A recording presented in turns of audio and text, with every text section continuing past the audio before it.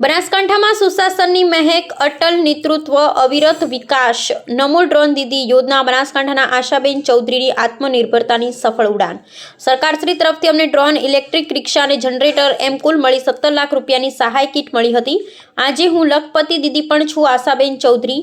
વડાપ્રધાન શ્રી નરેન્દ્રભાઈ મોદી અમારા જેવા બહેનોની ચિંતા કરી અમે આત્મનિર્ભર બની શકીએ તે દિશામાં યોજના બનાવી, તે બદલ સરકારશ્રીનો આભાર। આશાબેન ચૌધરી। બનાસકાંઠાથી લઈ મધ્યપ્રદેશ સુધી અમને ડ્રોનથી દવા છંટકાવ માટે ઓર્ડર મળ્યા છે। આશાબેન ચૌધરી।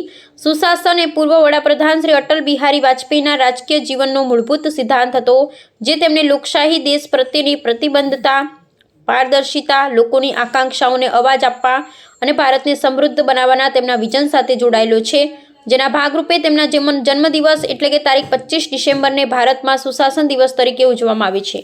ગ્રામ્ય વિસ્તારની મહિલાઓને સ્વાવલંબી તથા આત્મનિર્ભર બનાવવા માટે સ્વસહાય જૂથોના માધ્યમથી તેમનો સર્વાંગી વિકાસ માટે સરકાર સતત પ્રયત્નશીલ છે। બનાસકાંઠાના ડીસા તાલુકાના તાલેપુરા ગામના રહેવાસી આશાબેન ચૌધરી પશુપાલન અને ખેતીવાડી સાથે ડ્રોન ઉડાડવાની કામગીરી કરી લાખો રૂપિયા કમાઈ રહ્યા છે। ડ્રોન દીદી આશાબેન પોતાના ગામ અને આસપાસના વિસ્તારમાં ડ્રોનની મદદથી જંતુનાશક દવાઓનો છંટકાવ કરી આવક મેળવી રહ્યા છે। આશાબેને મિકેનિકલ એન્જિનિયર સુધીનો અભ્યાસ કરેલ છે। ડ્રોન દીદી આશાબેન ચૌધરી જણાવે છે, ગામમાં બધી બહેનો મળી સૌ પ્રથમ અમે સખી મંડળ બનાવ્યું। આ સમય દરમિયાન અમે કૃષિ વિજ્ઞાન કેન્દ્ર GNPC અને આત્મા ખાતે પ્રાકૃતિક કૃષિની ટ્રેનિંગ લીધી હતી। આ સમયે અમને નમો ડ્રોન દીદી યોજના વિશે માહિતી મળી હતી। આ યોજનામાં નામ નોંધાવ્યા બાદ અમારું ઇન્ટરવ્યૂ લેવાયું અને મને ડ્રોન શીખવા માટે પુણે ખાતે ટ્રેનિંગ આપવામાં આવી। ડ્રોન પાયલોટનું લાયસન્સ મળ્યા બાદ અમને બનાસકાંઠામાં ડ્રોનની મદદથી જંતુનાશક દવાઓનો છંટકાવ કરવા માટે ઓર્ડર મળવા લાગ્યા હતા। તેઓ જણાવે છે, સરકારશ્રી તરફથી અમને ડ્રોન, ઇલેક્ટ્રિક રિક્ષા અને જનરેટર એમ કુલ મળી 17 લાખ રૂપિયાની સહાયની કીટ મળી છે। શરૂઆતી 2 મહિનામાં હું લખપતિ દીદી બની ગઈ હતી। હવે અમારે ઓર્ડર શોધવા નથી જવું પડતું। અમને જિલ્લા બહાર લઈને છેક મધ્યપ્રદેશ રાજ્ય સુધી ડ્રોન દ્વારા દવા છંટકાવના ઓર્ડર મળી રહ્યા છે।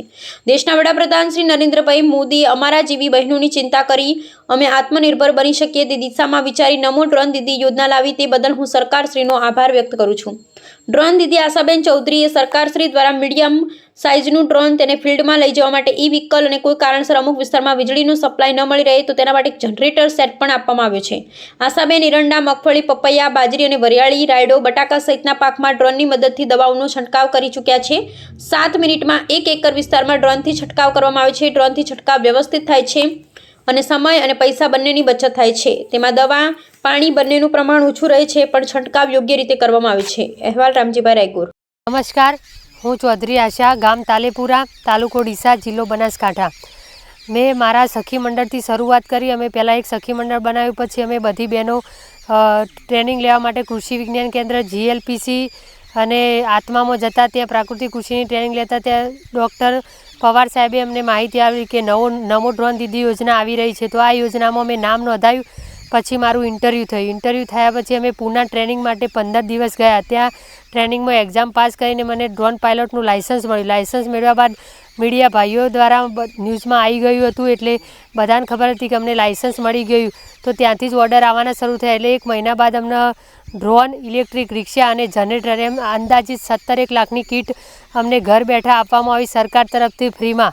તો પછી અમને ઓર્ડર આવવાના શરૂ, તો હું 2 મહિનાની અંદર લખપતિ દીદી બની ગઈ હતી અને પછી મારે કોઈ જગ્યાએ ઓર્ડર શોધવા જવા ન પડ્યા। ઓલરેડી મારે બધી જગ્યાએ જિલ્લામાં, જિલ્લા બહાર અને મધ્યપ્રદેશ સુધીના મને ઓર્ડર આવવા લાગ્યા।